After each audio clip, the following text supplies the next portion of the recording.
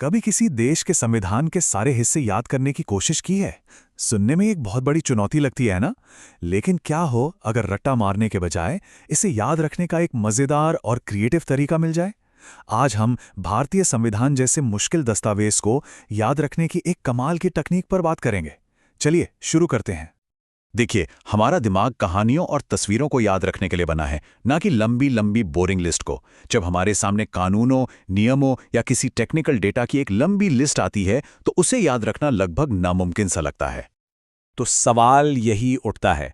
भारतीय संविधान में 22 भाग हैं और हर एक भाग गवर्नेंस के एक अलग पहलू के बारे में है, सिटीजनशिप से लेके फाइनेंस तक। अब इन्हें सीधे सीधे याद करने की कोशिश करना तो भाई बहुत ही मुश्किल काम है। रही असली चुनौती है।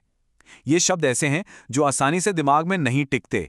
मतलब रट्टा मारने वाला पुराना तरीका यहां बिल्कुल काम नहीं आता। लेकिन खुशी की बात यह है कि इसका एक बेहतर तरीका मौजूद है। और यहीं पे काम आती है ट्रिक और कोरिलेशन मेथड।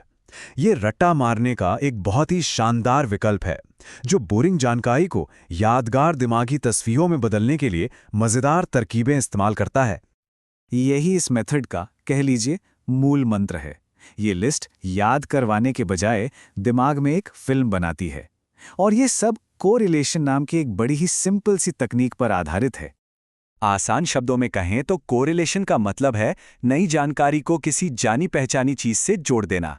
ये बिल्कुल एक पुल बनाने जैसा है जो एक अनजानी जगह से एक जानी पहचानी जगह तक जाता है।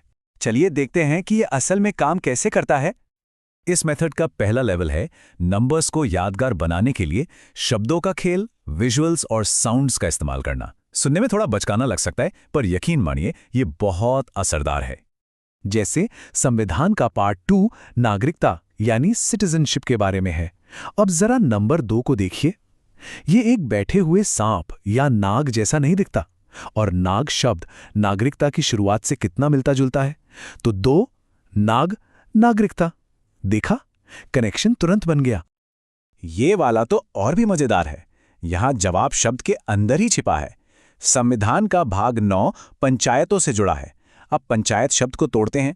पंच का मतलब हुआ 5 और आयत की होती हैं 4 भुजाएं।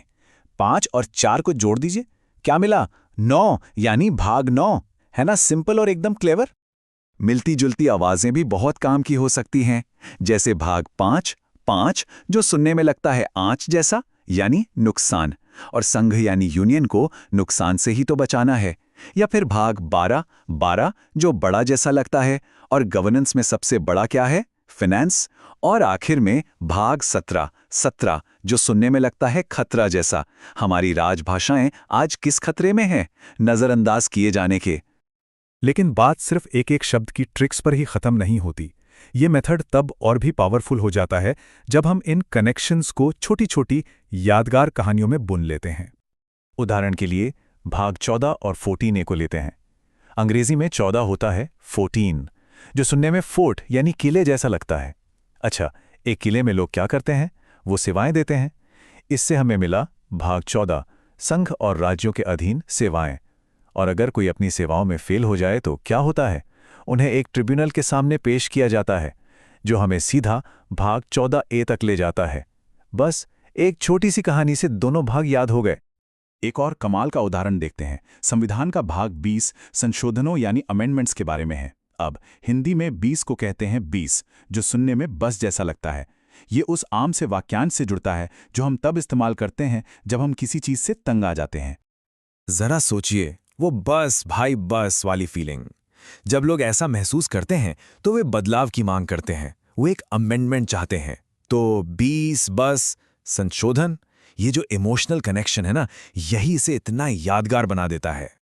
तो ये सब सिर्फ कुछ चालाक तरकीबों से कहीं ज्यादा है। ये सीखने के तरीके में एक बहुत बड़ा बदलाव है जो हमें रट्टा मारने से हटाकर एक्टिव लर्निंग की तरफ ले जाता है।